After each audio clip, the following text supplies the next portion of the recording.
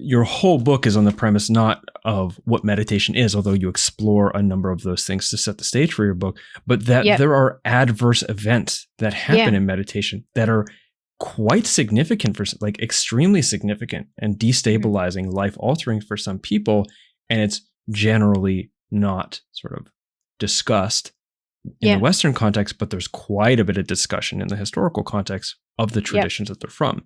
So maybe you could get into what are these adverse events that are not being talked about? Yeah. So that's a good question. So meditation adverse effects are generally defined as any effects that are unwanted, so they're not the goal of your practice, and they're generally experienced in a negative way. They can be really challenging. They can often impair occupational functioning, and they often require some sort of additional support to help the practitioner through. So they, again, like different paradigms in different contexts explore adverse effects in different ways.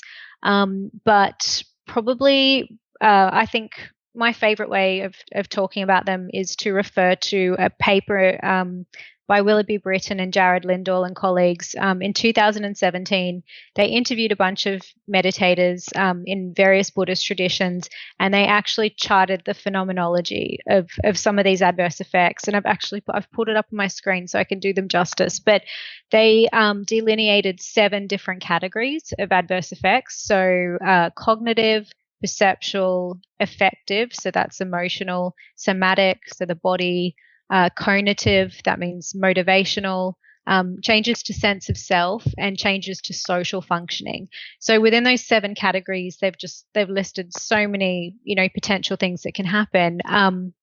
But for example, I'm just going to pull up a few here. So in terms of cognitive changes, people can have changes in executive functioning. One that's really interesting is disintegration of conceptual meaning structures.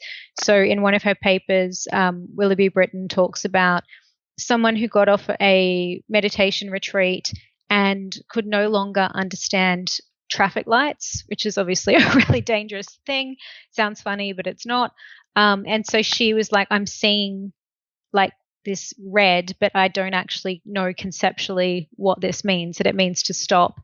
So in terms of perceptual changes, something that I experienced when I was doing a lot of meditation was perceptual changes to the visual field, so that everything kind of had a grainy, like almost like a visual snow. I don't know if that's similar in terms of psychedelics to some of the after effects that people experience there as well. So other people experience hallucinations, visual changes. So I won't go through the whole list, but that's in terms of, of looking at it from a research perspective. I think that's a really helpful way to look at adverse effects. The other way we can look at adverse effects is in terms of spiritual crisis. So I know we've had a conversation before about spiritual crisis. And so something that can happen when people go on long meditation retreats is that they can sometimes experience psychosis, lose touch with, what we call consensual reality. And this can definitely turn into a crisis. So there have been instances where people have come off retreat and committed suicide. So that's at the really extreme end of adverse events. But yeah, generally the way that they've been addressed in therapeutic culture is in terms of psychopathology. So, people kind of go, oh yeah, it's, a lot of these symptoms that they, if you're coming from a psychiatric or psychological perspective, it's easy to say, oh yes, it's exacerbating pre-existing psychopathology, or this person was always depressed or always anxious.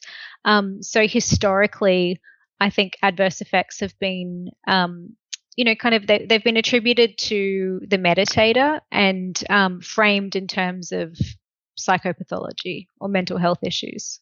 Mm-hmm. Yeah, later on in your book, you discuss kind of a spiritual illiteracy that leads to a sort of a psychologizing of spiritual type experiences.